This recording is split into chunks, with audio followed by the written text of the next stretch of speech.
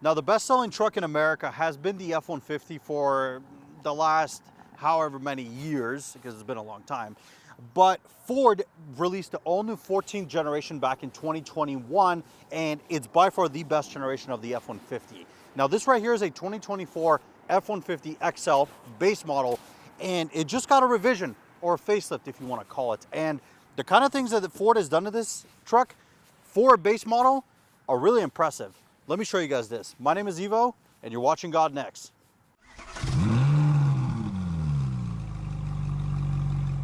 Now, when Ford introduced the 14th generation of the F-150 back in 2021, it was kind of controversial because a lot of people said that they didn't make many changes. It looked like the 13th generation, which is not a bad thing. In my opinion, it was a good thing because I really like the 13th generation look of the F-150, and this, they just smoothed out the edges. Now, with 24, they did a minor little facelift. So one of the biggest changes on the outside you can see is the front grille. They are sticking along with that more free-flowing looking grille as the new Super Duty's incorporated in 23.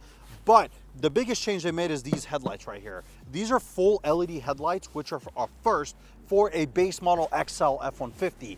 Previous generations, you would have got only halogens, and now these come standard, which is awesome. I mean, it's a great thing that Ford is really starting to move forward with the times and give you a upscale truck, even in its lowest trim.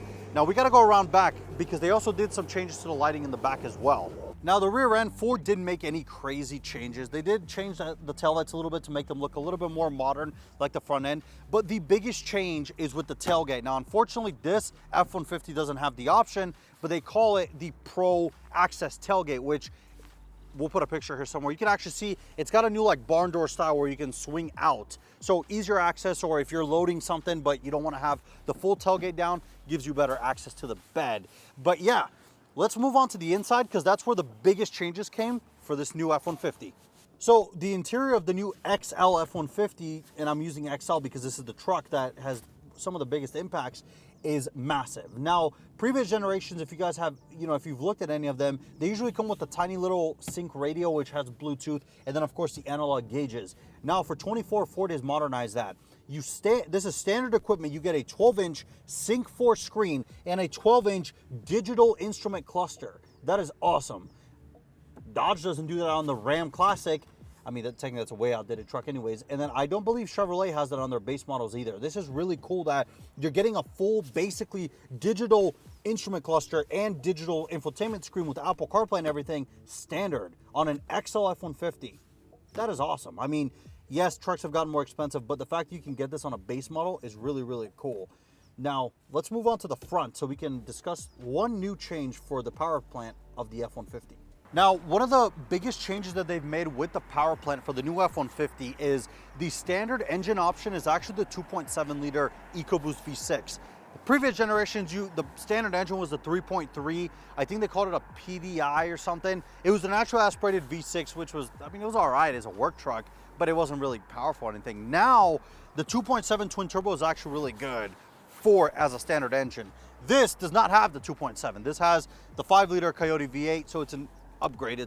I think it's like $500 or $800, but this is the engine you honestly should have. But the fact that Ford has basically gone away with the natural aspirated V6 and included the twin turbo EcoBoost, it's great because before that was a costly option. Now it's standard. And of course, I am talking about the XL. Higher trim levels, standard was always the 2.7. But for the XL, it was that 3.3. Now, everything that Ford has done for the 2024 refresh, I like, and there are some parts that I'm not a big fan of. I prefer the older grille on the 21 F-150, but nonetheless, it's awesome that you get standard LED headlights. The rear Pro Access tailgate is really cool. And then, of course, that interior. Oh, my goodness. I am so happy Ford has modernized even the base model XL with a fully digital display and fully digital 12-inch Sync 4 touchscreen, which is awesome. Apple CarPlay, Android Auto, anything you could want. Now, this truck, as tested, is $50,000, which it's a lot of money for an XL F-150, but the fact that you get all those things as standard equipment makes this truck a viable option, even if you're just buying it as a truck for yourself, not really for a business. Let us know down below what you think of the refresh for the F-150. Do you like it? Do you hate it? Why or why not? And we will see you in the next video.